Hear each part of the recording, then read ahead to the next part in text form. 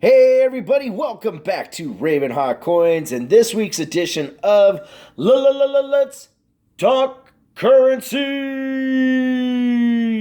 Yes, ladies and gentlemen, Let's Talk Currency is the weekly episodic adventure with me, Raven, of Ravenhawk Coins, where we discuss everything to do with, you may have already guessed it, currency. This week's topic is really cool. This is a bank issued $20 bill just before the Civil War. So this is pre-Civil War, and then we have Civil War era that we're going to show in this video. This one is from the Canal Bank, and very cool. I'm going to go into the history of the Canal Bank. There's the front and the reverse. Very intricate, very pretty.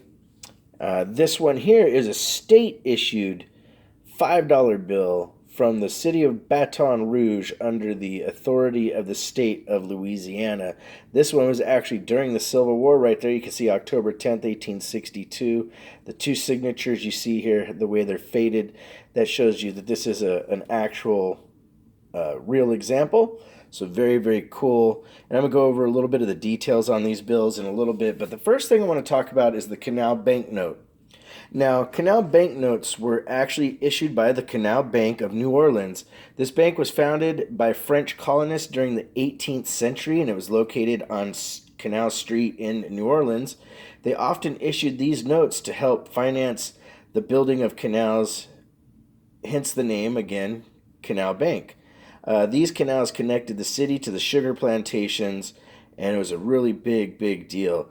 But after the Civil War, the U.S. developed, of course, our national currency. In 1865, Congress passed a prohibitive tax on state bank notes, and in essence, this led to what would be the development of checking accounts now, as checks became a way to be guaranteed by the bank versus having their own notes because they had money backed by their depositors. And so no longer needing to use the banknotes. So really cool.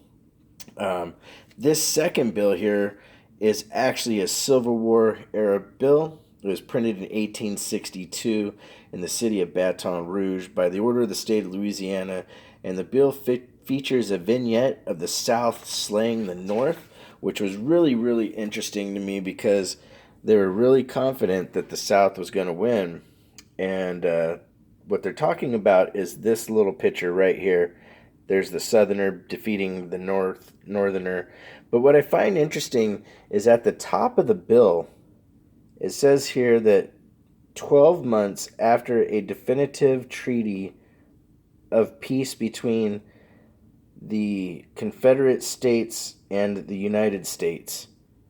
And then you go over here to look at it, and it basically says that they'll guarantee this bill up to a year after there's a ratified treaty. And I'm trying to get this to focus. The problem is, I have other stuff in the background. There we go. Receivable for all and the state for public lands. I can't read part of that, but this is just a really cool little bill. And look at all the detailing. Shows right there they're into their crops. A lot of really nice detailing. I love the fading of these. These are actual signatures from, people in history. And just a very nice bill. Very delicate. This is the reverse. It's a $5 state-issued bill. Now, the reason they said, to make it prohibitive is they didn't want a bunch of different types of currency floating around. It's better to have what we basically have today, a standardized currency.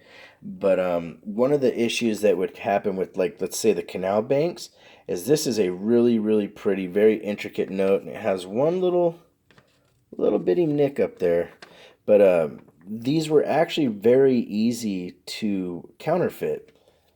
And unfortunately, because of that, it basically made it to where, again, the United States, they basically had to figure out how to make the banking system better, and then also how to make sure people had wealth. Because, as we had spoken before, one of the reasons fractional currency existed was because people were hoarding all the precious metals, the silver, the gold, the copper, the things that were used to make coinage. So anyways, guys, I hope you enjoyed this video. If you have any questions or suggestions for future videos, leave a little comment down below and definitely leave us a thumbs up. We appreciate all the support from everybody out there. Make sure you guys help one another grow, because that's what this is all about. Support the other channels out there. There's a lot of great content going on and a lot of new channels out there as well. If you want to correspond, it's ravenhawkcoins@gmail.com. Our P.O. Box is 721-296, Norman, Oklahoma 73070. Like always, guys, take care of each other. Ravenhawk Coins, have a great day.